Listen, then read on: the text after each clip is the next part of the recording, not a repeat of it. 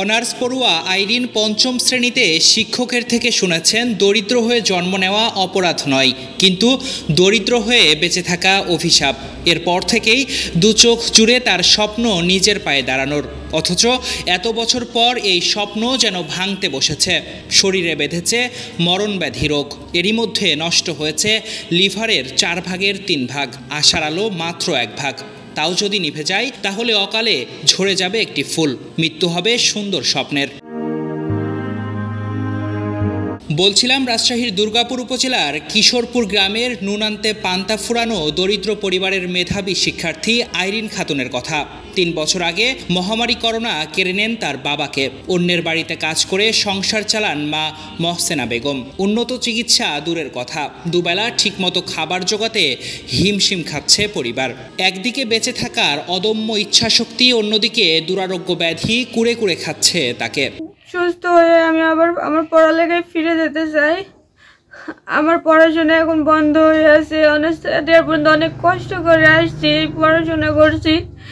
আজ টাকার অভাবে চিকিৎসা করতে পারতেছি না, পড়াশোনাও করতে পারতেছি না।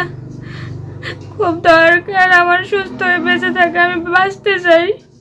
সবার কাছে অনুরোধ, আমাকে সহযোগিতা করেন, আমি বেঁচে থাকতে চাই সুন্দরভাবে।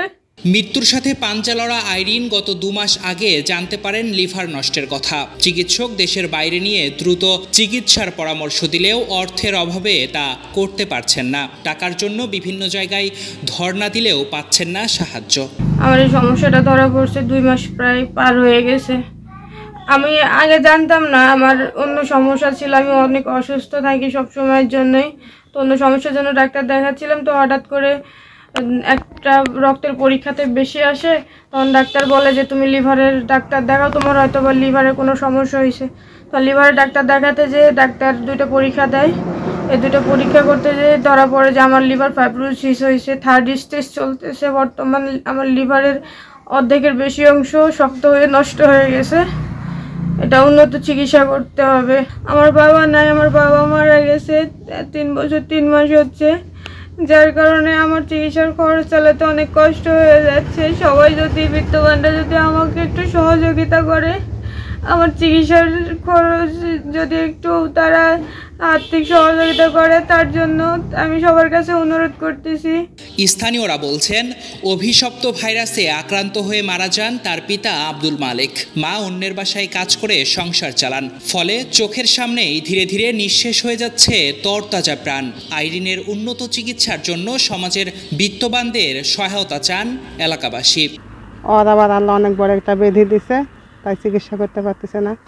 চিকিৎসার জন্য কিছু মানুষের সাহায্য দরকার, সাহায্য লাগবে।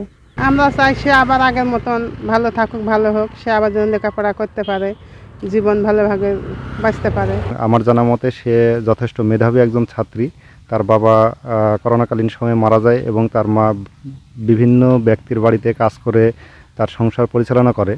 আমি যতটুকু জানি সে পড়ালেখা চালাইতেই হিমশিম খেয়ে যায়। এরই মাঝখান থেকে মরণব্যাধি, লিভারে আক্রান্ত, এটা ব্যয়ভার বহন করা তাদের পক্ষে কোনোভাবেই সম্ভব না।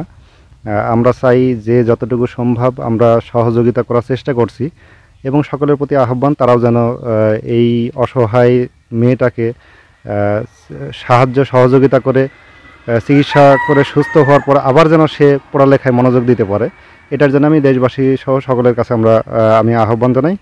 মানুষ মানুষের জন্য, জীবন জীবনের জন্য, এই গানের বাস্তব রূপ দিতে সরকার ও সামর্থ্যবানদের এগিয়ে আসার আহ্বান সচেতন মহলের। তারেক রহমান, পদ্মা টাইমস।